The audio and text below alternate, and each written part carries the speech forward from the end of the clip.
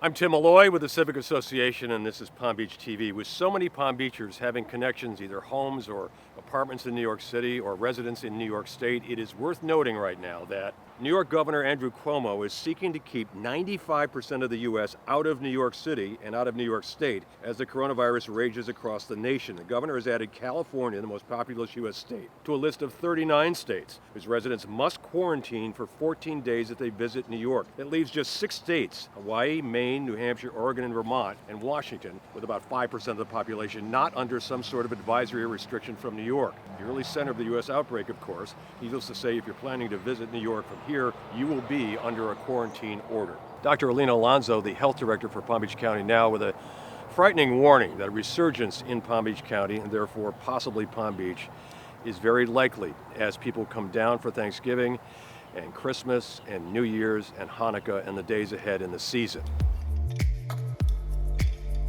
So very clearly there is danger on the horizon for all of us. Here's some testimony from someone we all know well who felt that firsthand. Wendy Rutledge reports. Tim, the numbers are definitely going up. And to understand this better, we caught up with Fire Rescue Chief Daryl Donato. And he not only talked to us about what phase we are in with the coronavirus, but also shared with us his personal experience about getting very sick with COVID-19. Maybe in March we saw a first wave, maybe in late July, early August, a second wave. My question is, are we in a third wave? Yeah, so I truly believe that we are. We've moved into phase 3. We've sent a message that, hey, things are better. And they were. But they were only better because people as individuals were doing their part. They weren't socializing as much. They were wearing masks. They were cleaning surfaces. They were washing their hands. Those are the basic things. And those are the things that moved us from that 17% positivity down to below 5. The message of we're reopened, we're into phase 3, isn't that you can stop wearing your mask, you can go out and socialize in large groups, and you can stop washing your hands. The message is if you do those things, we'll keep this positivity down, and we can open businesses and go back to school safely as long as we wear our masks, we don't socialize in large groups, and we continue to wash our hands and clean surfaces. And that's so important for people to understand. Chief Donato is the ultimate role model for how to behave responsibly and cautiously during the pandemic. Yet even so, he contracted COVID. My niece was going to college, wanted to come spend a weekend with us. We're very close with her. I had my wife take her to get tested. So she went out to the Fit Team ballpark with my niece and had her tested before she could come spend a weekend with us. She tested negative, but she got the rapid antigen test, which I understand has a somewhat high false rate, and false negativity rate. And she came and spent that weekend with us, and shortly after that I began to feel some weakness. Over a little more time, I began to really feel like I was getting sick. I developed a fever. It got to the point where I couldn't take 2 or 3 steps because I couldn't breathe. It was scary. Looking back, I probably should have told my niece from college, no, you can't come over, because it was running through colleges, right? I mean, everywhere you picked up the paper, and this college has, this college, or this guy, and so it was running through the colleges. I had to spend 5 days in the hospital there before I recovered. I think it goes to show that, you can do the right things, but there's still some risk. Hurricane season does not end for more than a month until November the 30th.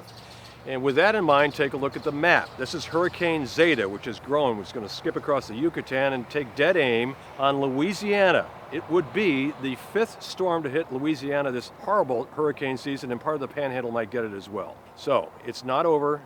Don't take down your shutters. We've got some time to go. With just days to go before the election on November 3rd, residents and Americans are wondering just how safe it will be to go to the polls. Here's Wendy Rutledge with town preparations. Tim, there really is no way to predict how Election Day will play out. But the Palm Beach Police Department wants you to know that you can feel safe and secure as you exercise your right to vote. We have, and we cannot discuss our tactics, but we have a plan in place, okay? With contingencies in place, coming from the chief's office down. So we're going to ensure election and polling security, but we also want people to wear the masks, okay? Make sure you're appropriately socially distancing, wearing your mask. If you don't feel safe, let us know, and we'll do our best to keep you safe. If, unfortunately, some incident happens, we're preparing for it, okay? We will have assets in place. We have a contingency in place. We've been preparing for it for a very long time. The chief has people in place where he wants them to be in case something happens. You don't need us to tell you this is a high-density island, especially as the season approaches. Well, over the weekend, more than 200 bicyclists made a mess of our roadways. Here's Wendy Rutledge with that. Yes, Tim, the town experienced about 200 bicyclists tearing through the streets of Palm Beach over the past weekend, generally ignoring traffic laws. These are typically cycling clubs from off-island who ride through Palm Beach, sometimes 3 or 4 abreast. The majority of these bicyclists have left the island now, but there may still be a few on the road. We had about between 200 and 250 kids come across the North Bridge, come down South County, into opposing lanes of travel, to Barton, up along South Ocean, down Worth, and then back over the Middle Bridge. While they were on the island, they took up 3 lanes of travel going down South County in the opposing lane of travel. And the frustrating thing for us is our officers are out there rolling to keep them safe while they're riding against traffic and into the other lane of traffic. And these kids were flipping our officers off, cursing at them, calling them names while we're doing our job to keep them safe. So please exercise caution and keep an eye out for them while you are driving. Palm Beach Civic Association proudly announcing our annual award event. It will be held virtually on Thursday, November 19th at 5 p.m. While we won't be able to gather in person this year, unfortunately, we promise to present a dynamic speaker live via Zoom. Former FBI Director Louis Freeh will share his insight to his remarkable career. In his 8 years as FBI Director, the New Jersey-born, Rutgers-educated Freeh inherited or investigated many controversial cases, including the Ruby Ridge, Idaho investigation, in which the FBI sharpshooter killed the wife of Randy Weaver in an armed standoff. He investigated as well the 1993 ATF raid on the Branch Davidian compound in Waco, Texas. It led to allegations of a cover-up by the FBI, and it put Freeh and Attorney General Janet Reno at odds. Reno was blamed for mishandling the confrontation. It led to the deaths of 80 people, many of them children. In 1996, a terrorist group detonated a truck bomb outside the Khobar Towers of the King Abdul Aziz Air Base in Saudi Arabia. In the attack, 19 U.S. military personnel and a Saudi local were killed, and 372 people were injured. Freeh said in his book, My FBI, that he felt the deepest about the Khobar Towers investigation. It was not until his last day in office in 2001 that a grand jury indicted 4 terrorists. When TWA Flight 800 exploded after taking off from New York bound for Paris, many suspected a bomb. The FBI under Freeh determined it was not a criminal act. 3 years later, the NTSB determined that donning the plane was in fact an accident, an explosion of the center wing fuel tank resulting from faulty wiring. Freeh oversaw the exhaustive, ultimately successful search for the domestic terrorist, the Unabomber, a loner who maimed and killed Americans with nail bomb packages. And after retirement, Freeh investigated the Penn State football scandal, putting him once again at the center of one of the country's most difficult and consequential legal cases. This year's William J. Bill Brooks Community Service Award will be presented to J. Ira Harris. Ira Harris, with his wife Nikki, has had a tremendous impact on our community. The Palm Beach United Way, the Kravis Center, the Norton Museum of Art, Palm Beach Civic Association, all are stronger organizations because of Ira's leadership and passion. Whether the arts, education, or civic responsibilities, both Ira and Nikki have been shining stars to Palm Beach. We look forward to honoring their remarkable service. Named for the late Bill Brooks, a Civic Association director, former town council president, general manager of local WPTV, the annual award recognizes outstanding service to our community. This is the Civic Association's only fundraiser. Your support is critical to our mission.